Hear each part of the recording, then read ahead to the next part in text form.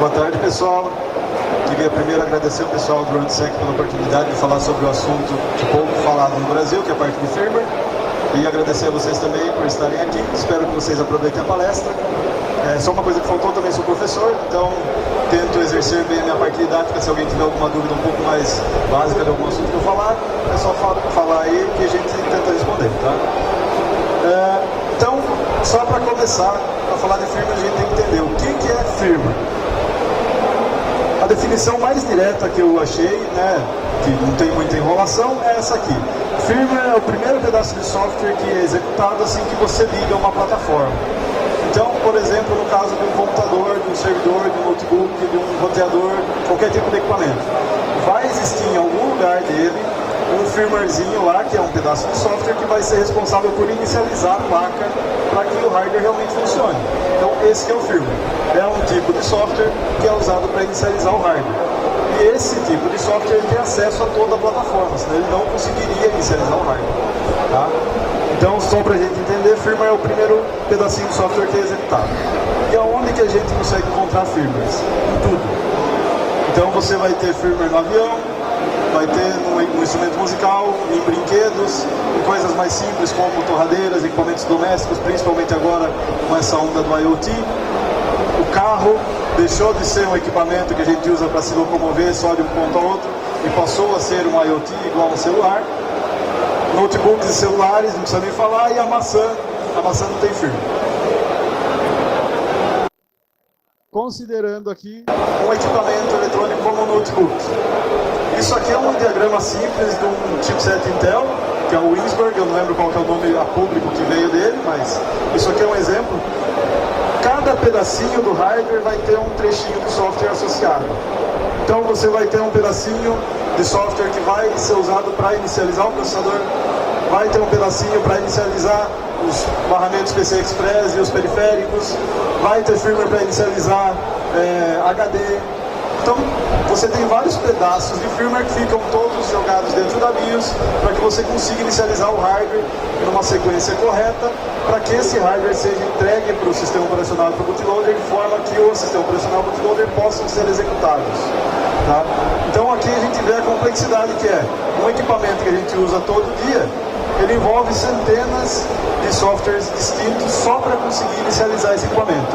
Tudo isso normalmente fica dentro de uma memorinha flash, que é a BIOS, que você consegue extrair o conteúdo dela normalmente, a não ser que esteja resinado, com uma proteção física, mas você conseguiria, com o Arduino, por exemplo, acessar todas essas informações. Tá? E o que pode dar errado quando você tem um monte de softwares trabalhando juntos? Problemas podem acontecer, coisas inesperadas. Então, você pode ter problemas em manufatura, porque se você tem um firmware que não está funcionando corretamente, você pode ter falhas durante o processo fabril do determinado equipamento. Você pode ter vírus embarcados dentro desse firmware, seja um vírus que é adquirido durante a operação do equipamento ou um implante colocado lá por um funcionário mal intencionado ou alguma coisa do tipo. E coisas inesperadas devido à lógica incorreta. Então, na apresentação vai ter alguns exemplos de casos de problemas de firmware e ataques que eu coletei durante um período, só para comprovar que é um problema real essa parte de firmware, porque normalmente o pessoal vai lá e tem o Windows Update, atualiza o Linux e tudo mais, mas quem aqui, só para fazer uma pesquisa rápida, quem aqui já gravou um pendrive USB e atualizou a BIOS do computador ou notebook? Aí sim, então aqui tá bom, aqui tá ótimo, mas acredito que é só aqui no RoadSec que mais do que 3 pessoas levantaram a mão.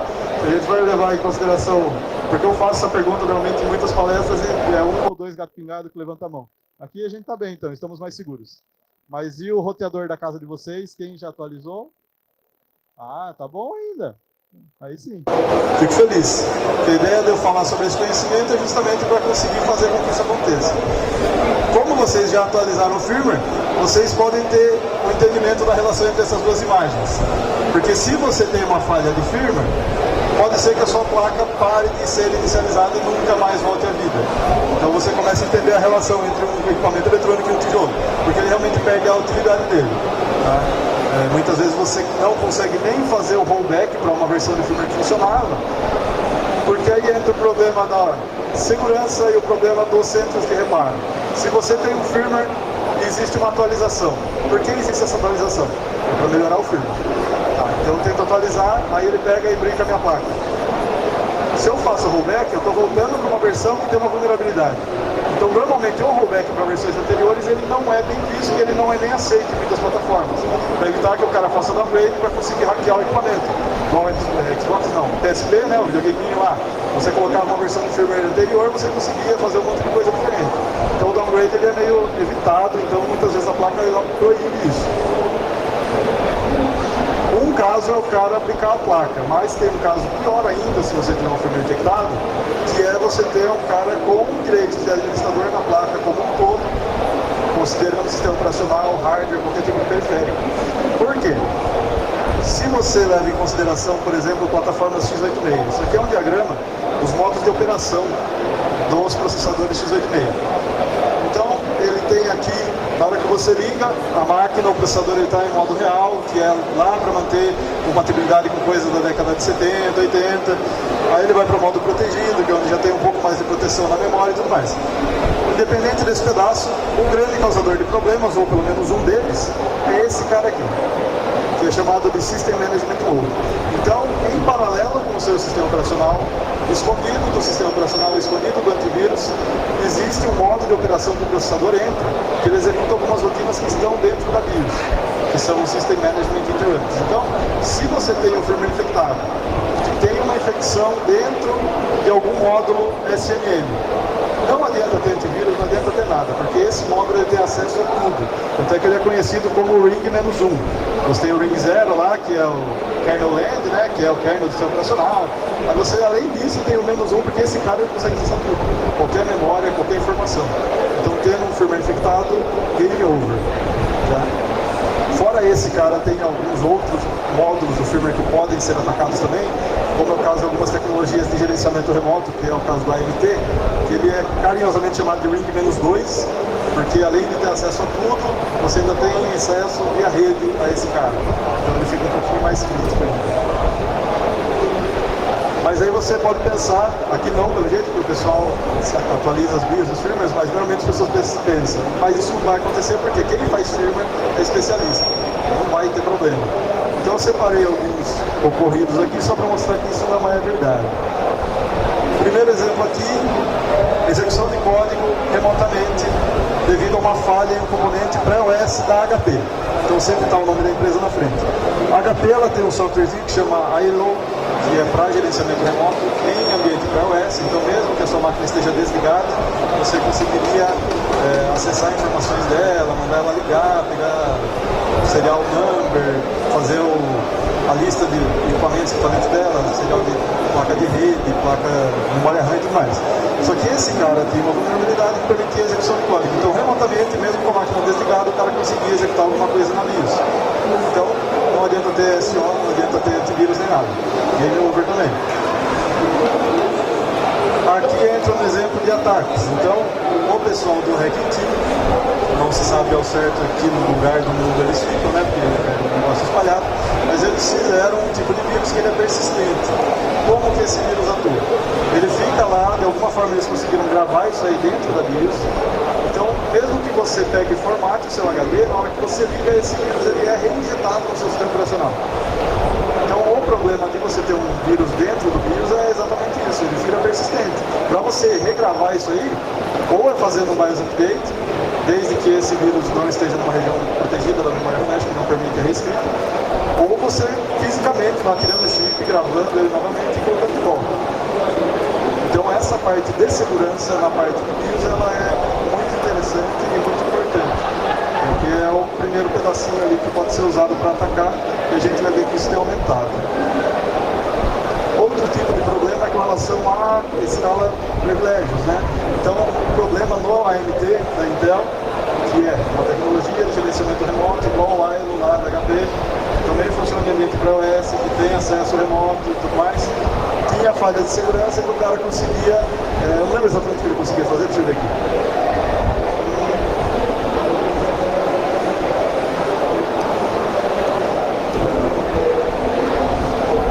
Se dá um me engano, ele conseguia executar código malicioso também. Mas eu não acho que ele está escrito aqui. Mas, independente, se o cara conseguiu... ele conseguia dar bypass na senha. Então ele conseguia pegar informações do equipamento, mesmo sem ter colocado usuário e senha, porque ele colocava lá, usuário de linha, senha, 27 espaço em branco. Então os caras deixaram passar uma vulnerabilidade desse tipo aí. Apesar da pessoa não conseguir executar códigos lá dentro, não conseguiria pegar informações de IPs de placa, versão do sistema operacional para fazer ataques subsequentes com base nessas informações. Então vejam que é empresa grande também. Então, no caso da Cisco, a gente tem que lembrar que, assim como eu tinha mostrado naquela outra imagem, tudo vai ter um firmwarezinho. Então no caso da Cisco, uma falha no firmware dos HDs fazia com que os HDs fossem capotando até o momento que o servidor caía também. Então, quando você vai atualizar os firmwares, você tem que atualizar o firmware do seu equipamento, tem que atualizar a BIOS dele e tem que verificar se não tem atualização de algum outro periférico que você faz de outra maneira. Normalmente o HD você atualiza pelo sistema operacional mesmo, aí você atualiza o firmware do HD em si. Então, a ideia é ter esse entendimento. Tudo vai ter que ter um firmware, porque o funcionamento de uma plataforma é firmware se comunicando através de barramento. Tem que ter esse entendimento. Não é mágica, não é bruxaria nem nada. É um monte de firmware conversando no idioma em comum. Protocolos, ATA, PCI, esse tipo de coisa. Isso também pode ter grandes impactos financeiros, como é o caso desse aqui. Que a Apple, ela tinha lá o data center que cuidava do Cine, e eles cancelaram o contrato com a Supermicro, que é uma fabricante de servidores, porque eles descobriram alguns servidores que estavam dentro desse data center e tinham uma BIOS desconhecida. Então pode ser que alguém catou essa BIOS e instalou maliciosamente lá para conseguir ter acesso a algum tipo de informação. Aí entra as teorias de conspiração, né, de NSA, querendo fazer alguma coisa. Não dá para saber se é verdade, se é mentira. Não trabalha em nenhum dos dois, né, como NSA, então. Mas é uma coisa que é para ser evitada, né.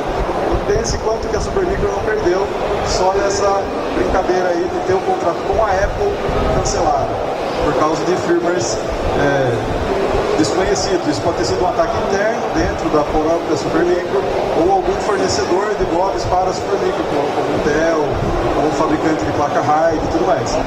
Então, perdas financeiras muito grandes podem acontecer devido a falhas de BIOS e processos mal definidos.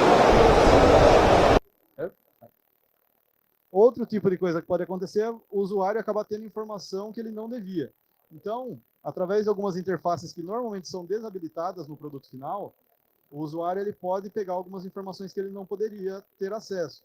Então, por exemplo, nesse caso da Intel, através de algumas trilhas lá que deveriam estar eliminadas na placa, os caras conseguiram acessar o firmware e pegar as chaves privadas que estavam dentro lá.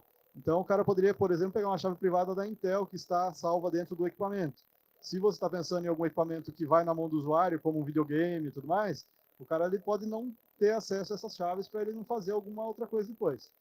Então, tem que tomar muito cuidado nessa parte de interface e debug, porque é usado para você fazer reparos e tudo mais, só que também pode ser usado para ataques. E esse é um caso disso aí, uma falha de segurança que permitia que o cara acessasse lá um barramento que não poderia ser acessado. Tá? Tudo devido a problemas de firmware. Aí agora a parte começa a dar medo, né? Porque isso aqui foi em 2018, perdão. LoJax, que é um outro tipo de ataque a nível de pré-OS que foi detectado em campo. Esse que é o problema. Também é um vírus que ele é auto-persistido, sempre que você remove o HD, ele vai lá e se regrava novamente dentro do sistema operacional. Então você não vai ficar livre dele, a não ser que você arranque a flash, coloque uma flash que não está infectada, ou que você jogue a placa fora e pegue uma placa nova. Só que o problema é que isso aqui já é usado em campo. Então foram encontradas máquinas que têm um módulozinho lá dentro da BIOS com o intuito de espionagem e coleta de informações. Quem que fez isso? Não dá para saber, só sabe que está lá.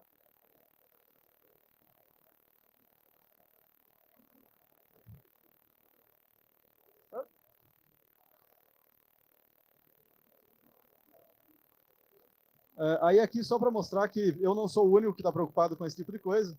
Isso aqui é um pedaço de um site lá da Microsoft, né, relacionado à segurança. que a Microsoft também está preocupada com a parte de segurança, então, não só a Microsoft, como outras empresas, mas as empresas estão trabalhando para tentar proteger um pouco mais essa parte de firmware. Então, nesse relatório, o cara fala aqui de vulnerabilidades de firmware detectadas. Então, em 2016 foram 7, 2017 401, depois 476, 414. Então, felizmente, isso aqui são falhas detectadas por pesquisadores, evitando assim que elas sejam utilizadas como vetor de ataque em campo. Tá? Então, tem bastante gente trabalhando para tentar proteger isso, mas agora que está chegando essa era de IoT, um monte de equipamento conectado, todos esses equipamentos vão ter firmware, que não vai ser atualizado pelo usuário comum. O cara vai comprar uma torradeira que é IoT, não sei por que raios, mas ele vai comprar, e essa torradeira vai ter uma falha de firmware que vai ser usado para o cara entrar na rede do cara e pegar lá os nudes dele, depois ficar extorquindo ele, fazer esse tipo de coisa. Vai acontecer. Isso é um grande problema da parte de IoT. Porque como são equipamentos mais baratos, normalmente o pessoal não coloca chips de criptografia para aumentar a segurança, o usuário normalmente não tem entendimento e deixa lá um monte de senha padrão, então sai ataques tipo Mirai, que o cara só faz um ataque simples lá de tentar usar senhas conhecidas e o negócio consegue funcionar. Então, felizmente tem pessoas trabalhando nisso, mas disseminar esse conhecimento é importante para que esses conhecimentos não, essas falhas não sejam utilizadas para ataques. E tanto é que até o próprio FBI alerta, né, as pessoas que você tem que tomar cuidado para manter os seus firmwares atualizados. Ainda é um pouquinho conflitante, né, principalmente por causa da primeira palestra lá do MUD, que ele fala que quando você tem um firmware update, um update, pode ser que você traga consigo falhas, mas normalmente na parte de firmware, quando você tem um update é para corrigir problema, dificilmente é para adicionar feature. Então, manter os seus firmwares atualizados ainda sai um pouquinho do braço que ele falou lá na palestra dele. É mais negócio você fazer a atualização do firmware, porque vai ser correção do problema, não vai ser inclusão de feature. Porque o firmware é relacionado à placa, então não dá para você ficar pondo muita feature, porque a placa não vai ter suporte. Então, normalmente é mais correção de bugs. Então, recomendo que mantenham tudo bem atualizadinho aí, tá? E como que você faz para se proteger desse tipo de coisa? Tem algumas, não digo regras, mas algumas possibilidades, né? Primeiro é conhecer a sua plataforma, para você saber de todas as features que ela tem e tudo que você pode tirar proveito ou que pode estar sendo utilizado para te dar uma facada nas costas. Manter atualizada a sua plataforma, justamente por causa disso que eu falei, né? O firmware dificilmente vai ser inclusão de feature, vai ser mais correção de problemas. Configurar o seu firmware corretamente, a gente vai ver algumas flags que existem lá na BIOS que muita gente não sabe que existe, mas que estão lá. Acompanhar notícias, porque tem muita comunidade específica da parte de segurança de baixo nível. E, se for possível, a gente vai fazer uma rápida pincelada aqui na parte de firmwares open source, que não é toda a plataforma que você consegue colocar um firmware open source, mas eles existem. E fora do Brasil, esse tópico ele é muito falado. Então, como conhecer a sua plataforma? Ler os datasheets e manuais, isso aí é extremamente importante, principalmente se você vai fazer um hardware ou algo do tipo. Você tem que ter o conhecimento de tudo que está lá dentro, tanto na parte física quanto na parte lógica, né? Mas, a meu ver, a melhor forma ainda é a engenharia reversa, porque tem muita coisa que não é documentada. Então, você catar lá o seu gravadorzinho JTAG, fazer engenharia reversa da BIOS, é o melhor jeito de saber tudo que está lá dentro, para você evitar problemas. Então, esses são os dois melhores jeitos, né? Simplificando, normalmente você vai ter que fazer por sua conta. Tomar cuidado com essa parte de engenharia reversa, porque às vezes a engenharia reversa é crime. Então você tem que tomar cuidado, ver lá, eu preciso fazer engenharia reversa desse fabricante aqui, dessa BIOS. Vê lá se nos documentos que a sua empresa assinou não tem uma linha mágica falando que engenharia reversa desse produto é crime, pode dar cadeia para alguém. Então tomar bastante cuidado com isso aí também. E o problema que conflita é que muitas coisas na parte de firmware, elas guiam a tecnologia daquela empresa. Então elas preferem manter como segredo industrial, justamente para ter algum diferencial em mercado. Então, muita coisa não é documentada mesmo por questão de mercado.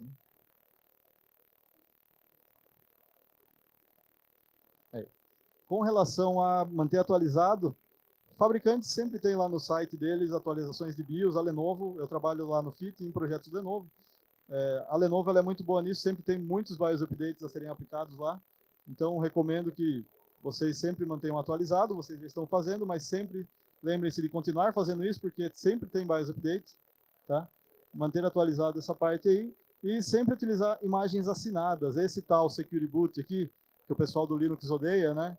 Porque causou alguns problemas aí de você não conseguir instalar muitas versões de Linux em determinadas máquinas.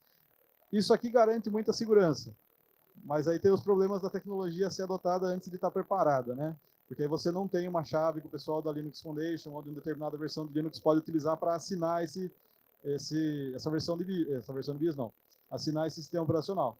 Mas isso aqui garante muita segurança na parte de inicialização da placa. Então, se a sua máquina tem Security Boot, deixa habilitado lá, que é mais recomendado. Tá? Conhecer as outras flags e features que tem na máquina de vocês. Esses aqui são alguns exemplos. Deixa eu vir para cá. Esse quadro aqui é um exemplo de quando você tem o Security Boot habilitado e você está tentando rodar um firmware ou um driver Wi-Fi, por exemplo, que não está assinado. Ele vai falar, ó, não posso rodar esse cara porque eu não confio no fabricante dele. Então vai aparecer alguma coisa desse tipo aqui. Ou ele vai simplesmente rebootar, mas muitas vezes aparece isso. Ter o entendimento de todas as features da sua placa também é muito importante, não só considerando computadores, né? Qualquer tipo de equipamento. Então, entender o que é CSM, CompuTrace, AMT, BMC, isso aqui são tudo siglas que tem, alguns deles em servidores, né? Que é o BMC é mais a parte de servidores, mas CSM, CompuTrace e AMT é coisa que tem na máquina de todo mundo aqui, provavelmente. Então, o CSM é um módulo para que a BIOS, que segue o padrão Wi-Fi, finja não ser o Wi-Fi, para conseguir subir um sistema operacional mais antigo, como o Windows XP. Então, se o CSM está habilitado, a sua BIOS que tem segurança, ela finge ser velha, então ela pode ter falhas. Então, se você tem CSM na sua máquina, deixa desabilitado esse negócio e instala um sistema operacional que presta. CompuTrace é uma tecnologia para conseguir rastrear a máquina, que aí você consegue falar para a polícia, minha máquina foi roubada, então, vai achar ela. Não funciona no Brasil, mas isso aqui está habilitado nas nossas máquinas, então desabilitem esse negócio. A AMT é uma tecnologia de gerenciamento remoto, como eu falei antes. Se você não precisa de gerenciamento remoto em ambiente pré-OS, empresas normalmente precisam para fazer toda a parte de assets e saber lista de equipamentos que tem. Mas se você é um usuário normal que não está fazendo uso disso, existe normalmente uma opçãozinha na BIOS lá que você desabilita permanentemente o AMT, que é o mais recomendado se você não está usando, porque é uma feature a mais para ser utilizada como vetor de ataque na sua máquina. Tá? Com relação aos firmwares open source, a gente vê que tem várias possibilidades aqui. Então, o primeiro deles é o Core Boot. Esse aqui, na verdade, também é o firmware dos Chromebooks. Tanto é que os Chromebooks são considerados as plataformas mais seguras para quem trabalha com a parte de segurança, porque o firmware dele não tem blobs lá dentro que você não sabe o que faz, ou pelo menos tem menos blobs, né, do que plataformas normais. Mas então tem o Core Boot, que foi o primeiro cara, tem lá uma versão aberta do BMC, que é o gerenciador lá de servidores, que é o micro BMC, que ele só tem o básico do básico para fazer funcionar o chip BMC. Tem o Tianocore, que é um reference code aberto, que você pode usar para fazer sua BIOS. Tem o Linux Boot, que é mais recente, que qual que é a ideia desses caras? É pegar um mini kernel Linux e colocar dentro do Flash. Então, ao invés de ter a BIOS, você vai ter um pedacinho do Linux, que inicializa a placa, e depois passa o controle para o bootloader, que aí chama um SO de verdade, que pode ser um Linux também. Aí tem algumas outras iniciativas. Esse aqui é bem recente também, o Wariboot. Ele é igual ao Core Boot, só que sem o C, porque ele é feito em Rust. Então o cara baseou ele em Wariboot, porque o Rust tem um monte de validação de stack para evitar alguns problemas que a gente tem em linguagem C, quem mexe com linguagem C, buffer overflow, ponteiro que aponta para onde não devia, esse tipo de coisa. Então o Rust ele é um pouco mais confiável nesse sentido e recomendo quem tiver interesse nessa parte de baixo nível, começa a dar uma fuçada em Rust, porque tende a ser o substituto da linguagem C daqui a uns 320 anos. Tem o Boot, que é da parte de ARM, que também é open source, então tem várias possibilidades. Ainda vai existir algum blobzinho. O que é blob? Então, se você tem uma BIOS lá, que é para inicializar uma plataforma AMD, vai ter um pedacinho da BIOS que não vai ser aberto, que a AMD vai dar na sua mão e falar, ó, aqui está o binário que vai ser usado para inicializar seu chipset. Confia e usa. Se você é uma empresa como um data center que cuida de dados de outros clientes, você não pode confiar tanto assim. Por isso que empresas de data centers normalmente usam Core Boot para tentar eliminar esses blobs. Mas no caso de usuários normais e empresas menores, vai ter alguns blobzinhos lá dentro que você não sabe exatamente o que eles fazem, mas eles são usados para inicializar sua placa. Não tem muito como fugir disso. Tá? Mas, anyway, tem algumas possibilidades. Só que aí vem essa nota mental, instalar um firmware open source não é tão simples quanto instalar um sistema operacional. Você tem que fazer a customização nesse firmware para ele ligar a sua placa corretamente. Se você pega o firmware como ele está e joga numa outra placa, você pode queimar a placa, porque ele pode ligar um regulador de tensão ou fazer alguma alimentação num pino de forma indevida, que vai acabar quem manda esse equipamento. Então, essa parte de firmware ela exige bastante conhecimento de hardware, é bem interessante. Você conseguiria fazer alguma coisa de gerar uma versão para sua placa em específico. Só que vai exigir estudo, não vai ser um negócio de pegar lá e instalar. Existem algumas versões, algumas placas que já têm suporte no Coreboot, por exemplo. Você escolhe lá, eu tenho um Lenovo T420, não sei o que lá, aí ele já tem um porting do Coreboot para esse cara. Mas se for uma máquina diferente, muito provavelmente você vai ter que gerar o código para fazer essa inicialização, tá? Quem quiser me adicionar no LinkedIn, eu não coloco e-mail normalmente, para a turma não ficar tentando ataque de força bruta na minha senha lá. Então, me adiciona no LinkedIn, manda mensagem lá que eu respondo na mensagem mesmo, tá?